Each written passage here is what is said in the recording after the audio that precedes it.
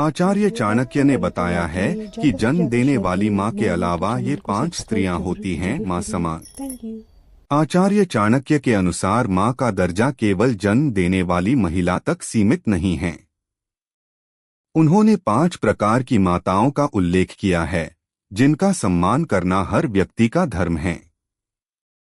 पहली माँ, गुरु की पत्नी।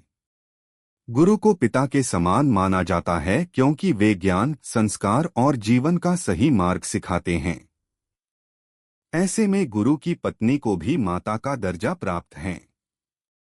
वे शिष्य के जीवन में मां जैसी भूमिका निभाती हैं। आचार्य चाणक्य कहते हैं कि गुरु पत्नी का सम्मान करना हर शिष्य का धर्म है। दूसरी मां, मित्र पत्नी। भाई या मित्र की पत्नी को भाभी कहा जाता है। शास्त्रों और चाणक्य नीति में भाभी को भी माता के समान सम्मान देने की बात कही गई है।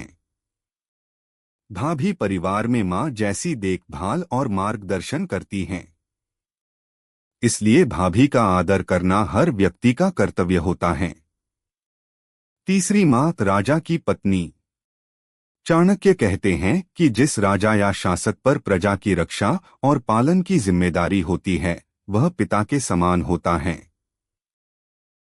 इसलिए उसकी पत्नी यानी राजपत्नी को माता के समान सम्मान देना चाहिए। ऐसे में हर नागरिक को अपनी राजा या शासक की पत्नी को माता के समान सम्मान देना चाहिए।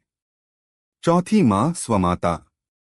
पांचवीं और सबसे महत्वपूर्ण मां वह है जिसने हमें जन्म दिया, हमारी अपनी मां। चाणक्य कहते हैं कि स्वमाता सबसे पूजनीय है क्योंकि वह हमें जीवन देने वाली हैं। उसकी सेवा, सम्मान और देखभाल करना हर व्यक्ति का प्रथम धर्म है। पांचवी मां, पत्नी की मां। पत्नी की मां यानी सास को भी चाणक्य माता का दर्जा देते हैं। सास परिवार में अनुभव, समझ और स्थिरता का प्रतीक होती हैं।